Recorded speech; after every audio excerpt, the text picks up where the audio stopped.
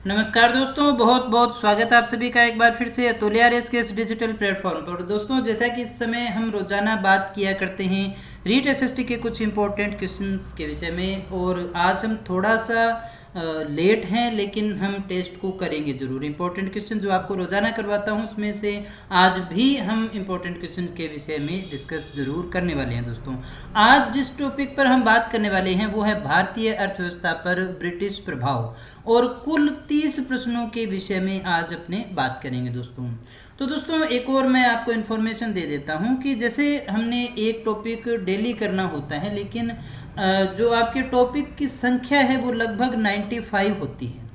आज मैंने उन पूरे जो आपका सिलेबस है उसको देखा तो उसमें ये लगा कि 95 ऐसे टॉपिक है जिन पे हमें डिस्कस करनी है। अगर हम उन पे एक टेस्ट बनाए तो बना सकते हैं, लेकिन 95 में से कुछ तो आपके हो चुके हैं। 95 टॉपिक में से काफ़ी अगर मैं आपको गिनती करके बताऊं तो ये लगभग 13 टॉपिक का मैटर आपका हो चुका है, जो कि काफ़ी कम है ना 95 के अनुसार। और परीक्षा आपके नज़दीक है, इसलिए मैं थोड़ा सा सिलेबस आपका बढ़ाऊंगा। और आज जो आपको टेस्ट के लिए सिलेबस मिलने वाला है उसमें टॉपिक की संख्या थोड़ी ज़्यादा होगी, थोड़ा ज़्यादा मैटर मैं आपको दे रहा हूँ ताकि समय से अपने सारे सिलेबस को कवर कर सकें, और लगभग अगस्त समाप्त होने तक अपने अगस्त से पहले पहले हम सारा सिलेबस एक बार रिवाइज कर लें और बाद में आप अच्छे से उसको पढ़ते रहें। दोस्तों, तो चलिएगा शुरू करें आज के टेस्ट को शुरू करने से पहले वीडियो को लाइक नहीं किया है तो कर दीजिएगा, और चैनल को सब्सक्राइब नहीं किया है तो भी कर लीजिएगा, क्योंकि इस तरह के क्वालिटी एजुकेशन वीडियो केवल और केवल आपको इसी चैनल पर मिलते हैं।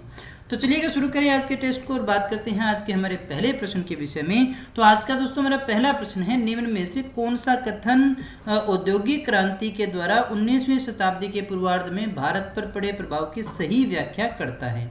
इन चारों में से आपको बताना है, इसको भारत कर लीजिएगा। दोस्तों, कौन सा कथन औद्योगिक क्रांति जब हुई तो 19वीं शताब्दी के पूर्वार्ध के अंदर भारत पर उसका क्या प्रभाव पड़ा? जो औद्योगिक क्रांति है, यूरोप में जो औद्योगिक क्रांति हुई उसका भारत के ऊपर क्या प्रभाव पड़ा उसको आपको बताना है। 4 ऑप्शन है आपके सामने, जिसमें से पहला है भारतीय दस्तकारी उद्योग नष्ट हो गए, भारत के वस्त्र उद्योग में मशीनों की बड़ी संख्या का प्रवेश हुआ, देश के अनेक भागों में रेलवे लाइनें बिछ गई, ब्रिटिश उत्पादन के आयात पर भारी शुल्क लगाया गया। दोस्तों बताइएगा क्या है हमारा सही आंसर, फटाफट से कमेंट करिएगा, फिर हम इसको चेक करेंगे।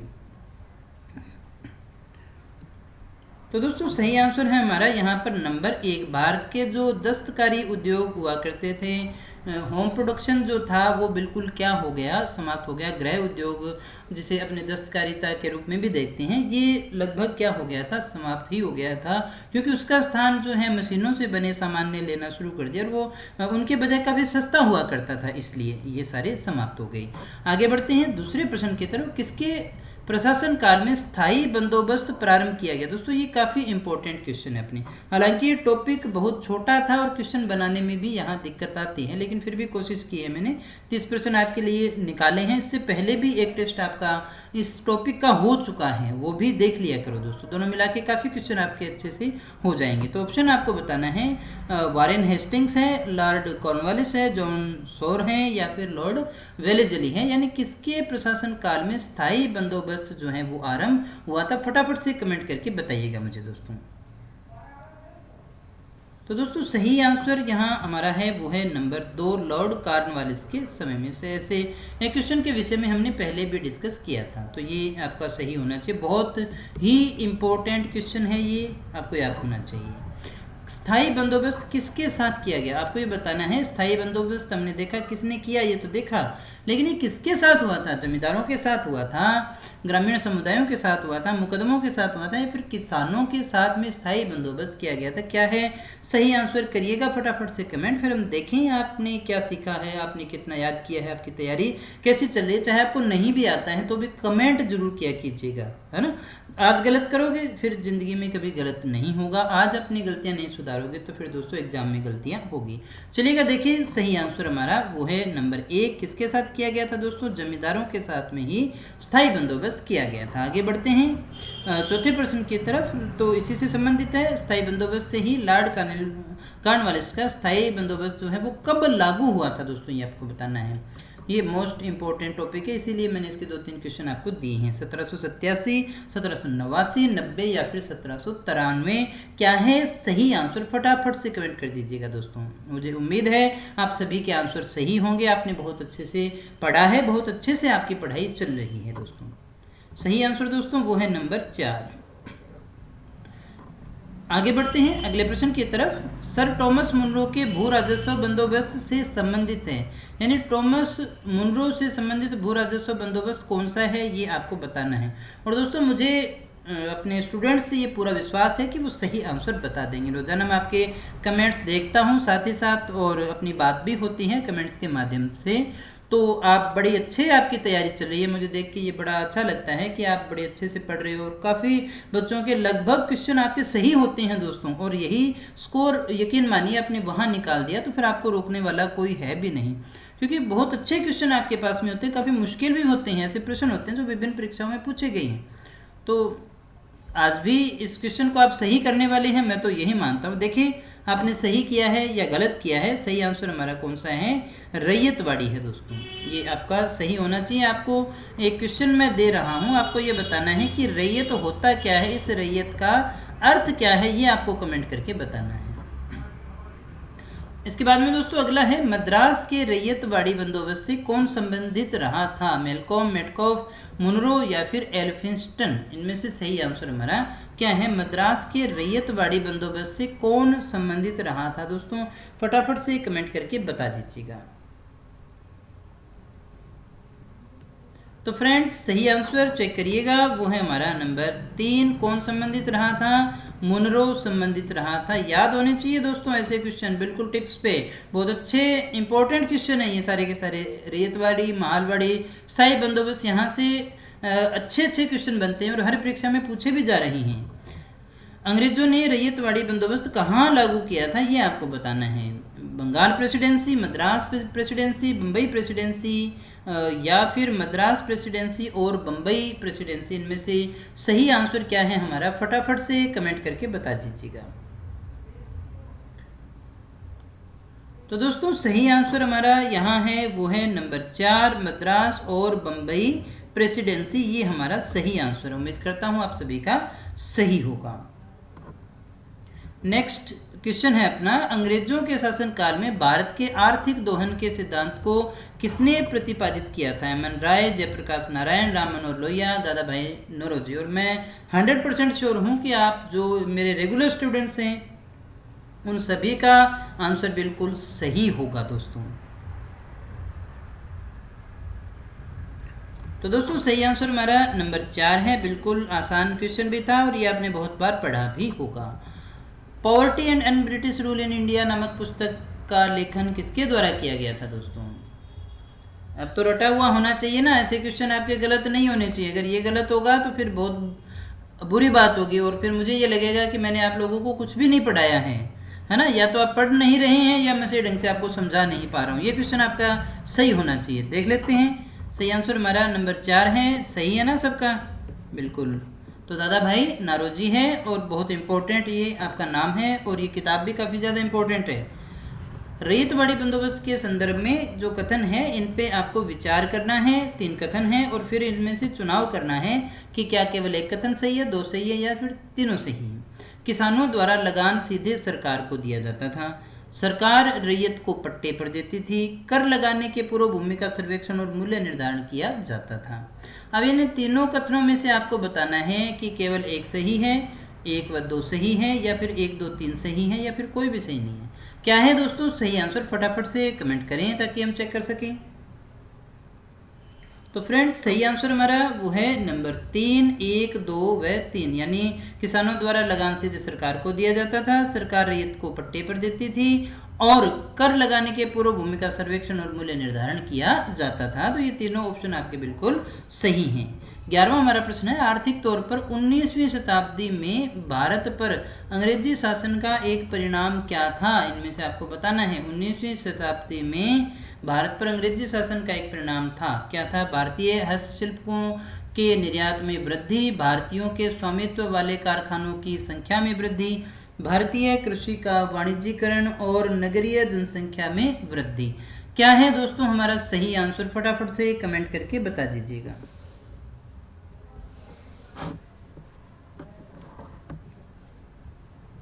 तो दोस्तों सही आंसर हमारा वो है नंबर 3, भारतीय कृषि का वाणिज्यीकरण, ये हमारा सही आंसर है। आगे बढ़ते हैं अगले प्रश्न की तरफ। निम्न में से कौन सी स्थायी बंदोबस्त की विशेषता नहीं है, यानी स्थायी बंदोबस्त में कौन सा काम नहीं होता था, ये आपको बताना है। इन चारों में से विशेषता नहीं है। स्थायी बंदोबस्त में भू स्वामित्व का अधिकार जिम्मेदारी में नहीं था। स्थायी बंदोबस्त में कृषकों के प्रथागत दखल अधिकार को ध्यान में बनाए रखा गया था। स्थायी बंदोबस्त के अधीन उच्च मालगुजारी का निर्धारण कर भार कृषकों पर डाल दिया गया। स्थायी बंदोबस्त के अधीन भूमि के वास्तविक कृषकों की दशा में गिरावट आई। दोस्तों हमें बताना है कौन सा सही नहीं है, फटाफट से कमेंट करें ताकि हम उसको चेक करें। तो सही आंसर हमारा आ चुका है, वो है नंबर 2, यानी ये जो कथन है वो गलत है और बाकी सारे कथन हमारे बिल्कुल सही हैं। तो ये पूछा गया प्रश्न है दोस्तों, सेंटर के किसी एग्जाम का क्वेश्चन है, आपसे पूछा गया है, तो आगे भी पूछा जा सकता है। चिरस्थायी बंदोबस्त 1793 के अंतर्गत जमींदारों से अपेक्षा की गई थी कि वे खेतीहरों को पट्टा जारी करेंगे। अनेक जमींदारों ने पट्टा जारी नहीं किया। इसका कारण क्या था दोस्तों? जमींदारों के ऊपर किसानों का विश्वास था, जमींदारों के ऊपर कोई सरकारी नियंत्रण नहीं था, यह ब्रिटिश सरकार की जिम्मेदारी थी। खेतीहरों की दिलचस्पी पट्टा प्राप्त करने में नहीं थी। क्या है हमारा सही आंसर, फटाफट से कमेंट करके बता दीजिएगा दोस्तों। तो फ्रेंड्स सही आंसर हमारा वो है नंबर 2, यही कारण है, कोई सरकारी नियंत्रण तो था नहीं उनके ऊपर, इसलिए उन्होंने पट्टा जारी नहीं किया था। ये सही आंसर है। बिहार में परमानेंट सेटलमेंट लागू करने का कारण क्या था? जमींदारों का जमीन पर अधिकार न रहना, जमींदारों के लिए जमीन पर वंश परंपरागत अधिकार को स्वेच्छा से हस्तांतरित करने का अधिकार, भू राजस्व का राजस्व निर्णय करना, जमींदारी प्रथा का निर्मूलन। क्या है दोस्तों हमारा सही आंसर, फटाफट से कमेंट करके बता दीजिएगा। तो दोस्तों सही आंसर हमारा वो है नंबर 3, भू राजस्व का राजस्व निर्णय करना, यही इसका कारण था परमानेंट सेटलमेंट को लागू करने का। में बंगाल और बिहार में भूमि पर किराएदारों के अधिकार को बंगाल किराएदारी अधिनियम के द्वारा दिया गया था। ये क्वेश्चन मार्क है, यहाँ पर आपको बताना है कौन सा सन आएगा, 1885, 86, 89 या फिर 1900। तो दोस्तों सही आंसर हमारा वो है नंबर 1, 1885।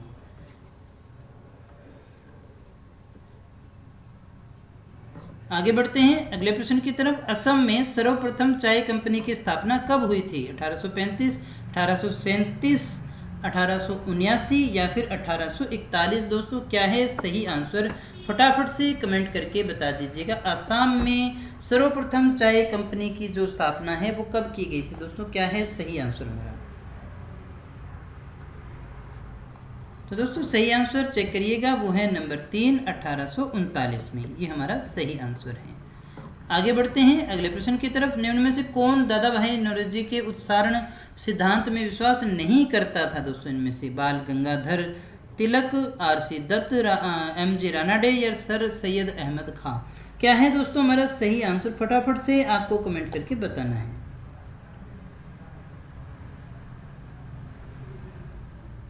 तो दोस्तों सही आंसर हमारा वो है नंबर 4, सर सैयद अहमद खां दादा भाई नौरोजी के उत्सारण सिद्धांत से विश्वास नहीं रखते थे, उसमें उनका विश्वास नहीं था। किसने यह विचार दिया कि भारत में ब्रिटिश आर्थिक नीति घिनौनी है? ये किसका कहा गया है दोस्तों, किसके द्वारा कहा गया है? बी.जी. तिलक, दादा भाई नौरोजी, कार्ल मार्क्स या फिर एडम स्मिथ।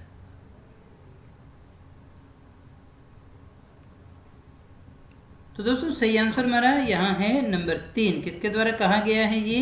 ये जो विचार किया गया है वो कार्ल मार्क्स के द्वारा किया गया है। नेक्स्ट क्वेश्चन हमारा, दक्षिण भारत में सिंचाई व्यवस्था के अग्रदूत किसे माना जाता है? दक्षिण भारत के अंदर सिंचाई व्यवस्था का अग्रदूत किसे माना गया है? बताना है। Sir Arthur Cotton, colonel Baird Smith, lieutenant Blane या फिर कर्नल रॉबर्ट स्मिथ, इनमें से कौन सा हमारा सही आंसर है? फटाफट से कमेंट करके बता दीजिएगा।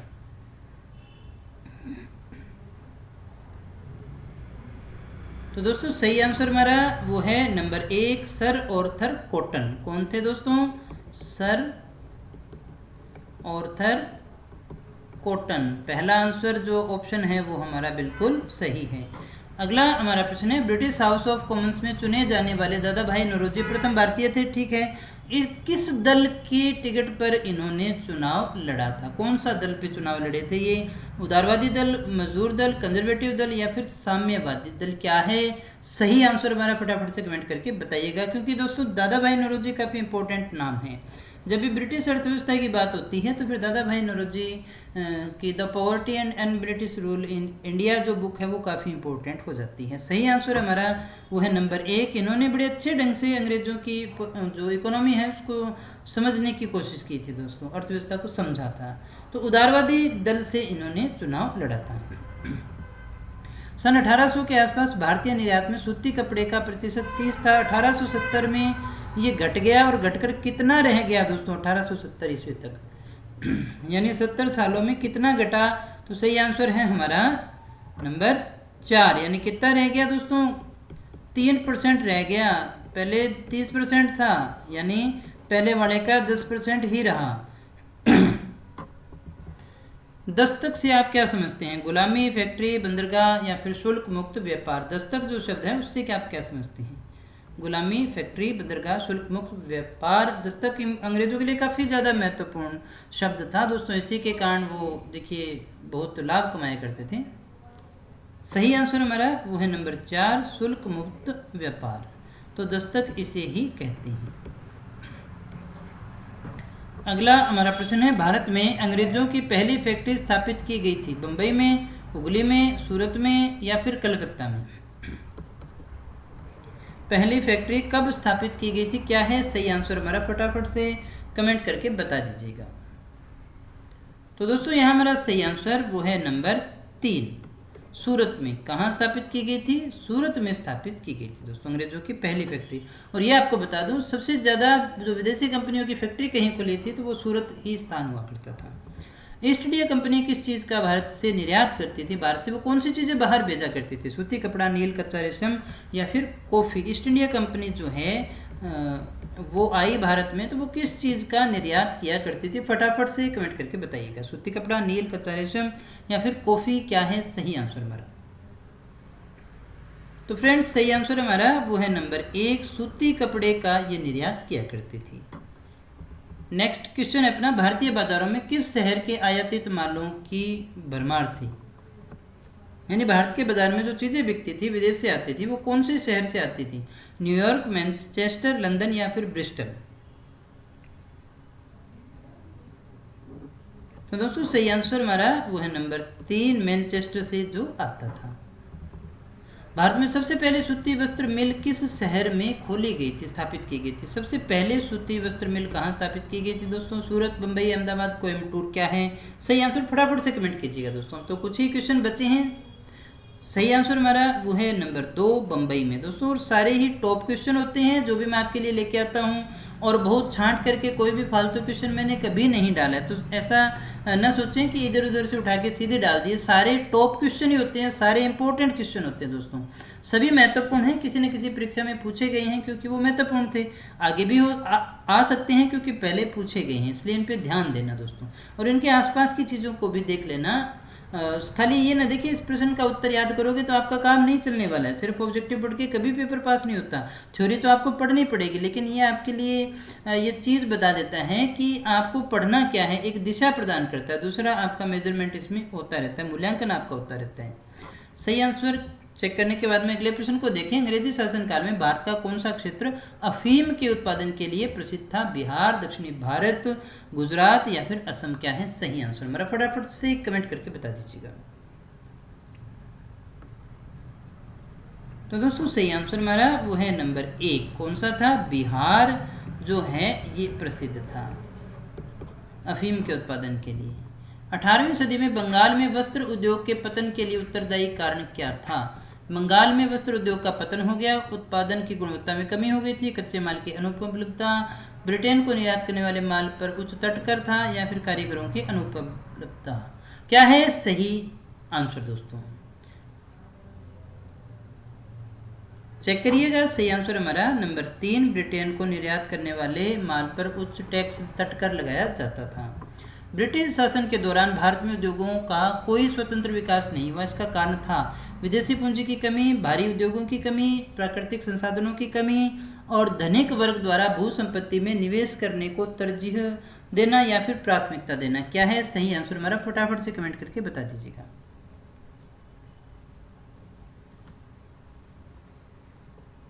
तो दोस्तों सही आंसर हमारा वो है नंबर 2, भारी उद्योगों की कमी, जिसके कारण जो है वो विकास नहीं हो पाया था। आगे बढ़ते हैं अगले प्रश्न की तरफ। तो अगला हमारा प्रश्न है, अंग्रेजों के द्वारा सर्वप्रथम कहवा के बागान जो है वो कहाँ पर लगाए गए थे? दोस्तों क्या है हमारा सही आंसर? फटाफट से कमेंट करके बता दीजिएगा।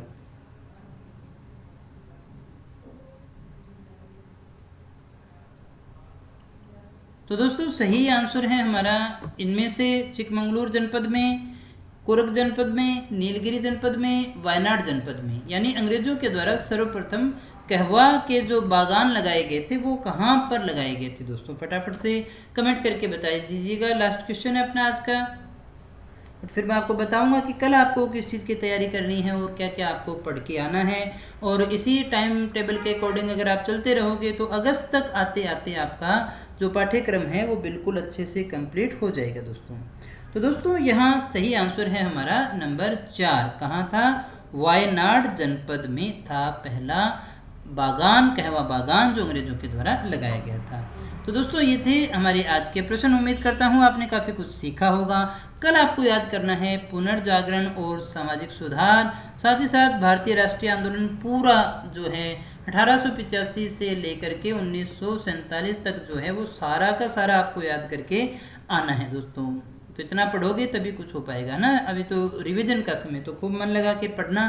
कल देखेंगे आपको। साथ ही साथ मैं आपको ये भी बता दूं कि एंड्रॉयड एप्लीकेशन पे भी आपके लिए टेस्ट जा रही हैं। सारे टेस्ट फ्री ऑफ कॉस्ट है, तो उन्हें भी किया कीजिएगा, उनसे भी आपको काफ़ी ज़्यादा लाभ होगा दोस्तों। मिलते हैं नेक्स्ट वीडियो में कुछ और नए प्रश्नों के साथ, कुछ और नई जानकारी के साथ। तब तक यूँ ही बने रहे हमारे साथ। Thank you very much.